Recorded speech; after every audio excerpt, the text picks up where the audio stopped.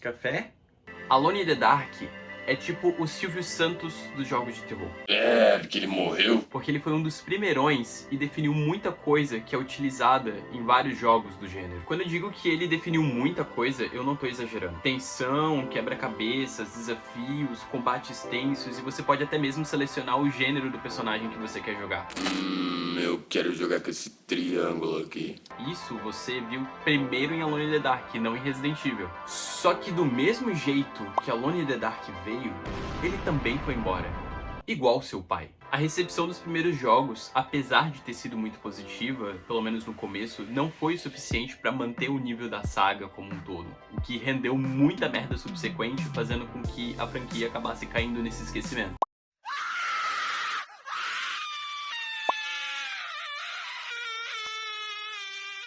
Então, se você, assim como eu, não tá na fila de aposentadoria do INSS e talvez não tenha jogado ou não conheça os primeiros jogos de Alone in the Dark, você teve a mesma recepção que eu quando um novo jogo da franquia foi anunciado, que foi...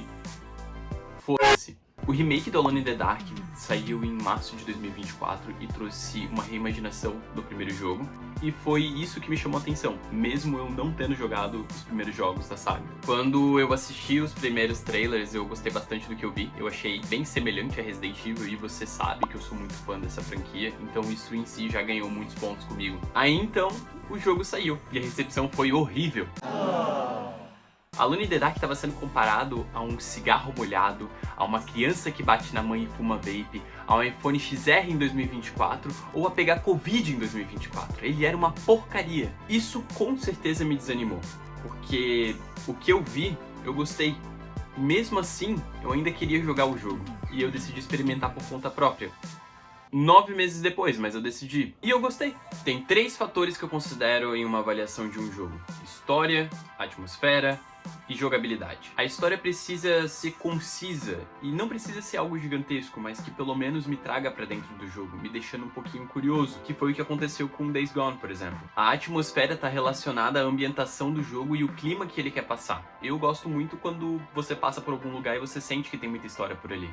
E por fim, tem a jogabilidade, que na minha opinião tem que ser boa, afinal de contas você tá jogando videogame, né? Pô, a história se passa em 1930 e começa quando Emily Hartwood recebe a notícia do desaparecimento do tio dela, Jeremy Hartwood, que estava internado na mansão Derceto, um hospício que fica no sul dos Estados Unidos. A Emily decide então contratar esse detetive particular chamado Edward Carnby, e os dois vão juntos investigar esse desaparecimento. Essa trama, apesar de simples, é muito funcional. Eu gosto de histórias que começam com um mistério e acabam desenvolvendo para algo maior, então essa trama já me pegou logo no início.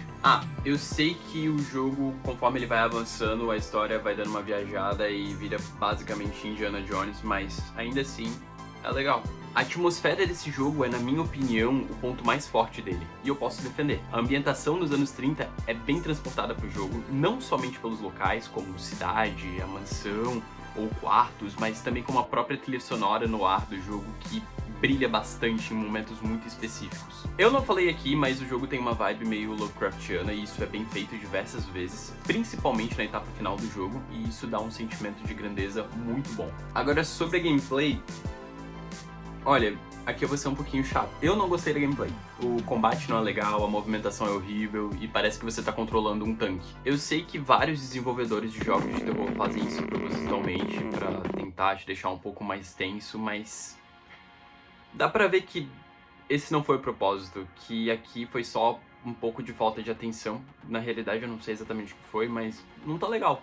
Só não tá legal. Eu joguei com o Edward e o bicho parece que tem um pulmão de um fumante de 70 anos. Não porque ele dá aquela corridinha de 3 segundos que é característica de qualquer personagem de jogo de terror, mas sim porque absolutamente tudo que este filho da puta vai fazer exige muita paciência. Ele é muito devagar. Eu sei que muita gente não gostou do jogo, e até eu pontuei algumas coisas que também me desagradou, mas no fim das contas eu acabei gostando bastante do jogo. Na minha opinião, as pessoas estavam acostumadas com o nível de qualidade de um Resident Evil 4 Remake ou um Alan Wake 2, e talvez por isso elas acabaram sendo frustradas. Ou seja, o problema não foi o jogo em si, mas talvez o tempo ou a consideração das pessoas. É fato que Alone in the Dark tem defeitos e eu não vou passar pano.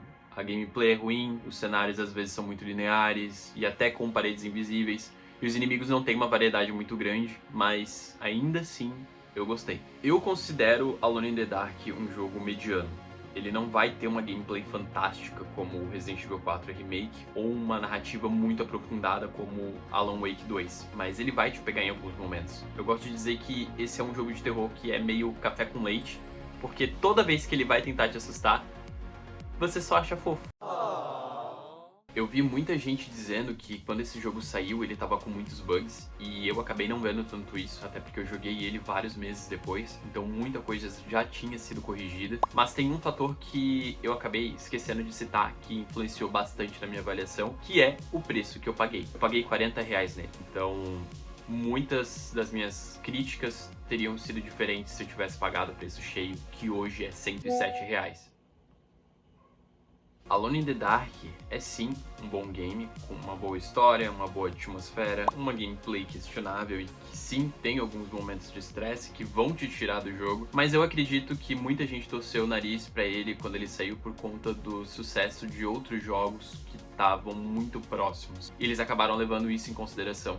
Então, na minha opinião, vale sim a pena você pegar esse jogo, desde que seja com um preço um pouco mais barato, porque senão realmente, né? Mas você vai se divertir jogando esse jogo, e eu acho que sim, ele foi bem injustiçado. Hoje eu vejo até que tá rolando um certo revisionismo em cima desse jogo, até porque tá tendo muita avaliação positiva em cima dele, e isso me anima um pouco, porque eu espero que tenha uma sequência no mesmo nível, melhorando alguns pontos de gameplay, como eu já citei, tirando as paredes invisíveis e cenários lineares, mas sim, eu espero que tenha um segundo jogo. Por fim, se você está procurando por um jogo que mira no terror, mas acaba acertando em uma aventura com suspense e com muitos momentos de diversão, vai fundo! Alone in the Dark é um prato cheio para você. E o Stranger Things está no jogo.